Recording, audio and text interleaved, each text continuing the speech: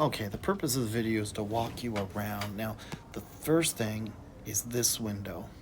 This is the window that on the top where we can pull the electron and drop it in. And the bottom, very bottom, you can see it will automatically drop to ground state. You can turn that on and off using that button at the bottom. So if I put it here and give it time, it will de-excite. It will go to ground state.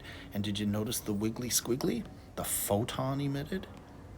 Now, these here in the middle of the screen now is a relationship. It shows you frequency, wavelength, and energy. And the descriptions in our lessons tell you what those are, okay? One thing you'll notice is the frequency increases in this top window from left to right, and so does the energy. It increases left to right, and the wavelength gets actually shorter. This is an important box because it gives you a whole history of what has actually been happening, okay, in this event log over here.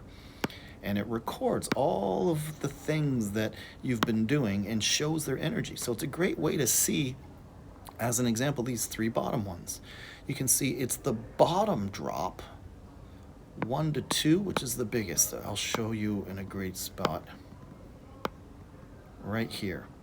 If you look, to go from the second to the first, it's 10 electron volts. From the third to the second, it's only 1. That drop is showed really well in the energy level diagram on the top right. You can see the distance between the second energy level, the second line, and my pen's not highlighting, I'm sorry. That's the second, that's the biggest drop. That's about 10 electron volts. And then the next between the second and third is closer and then closer. And so this is what's called convergence. The energy levels actually converge, which this box doesn't actually show very well. This shows very equal distances when really it's this first drop here that should be really large.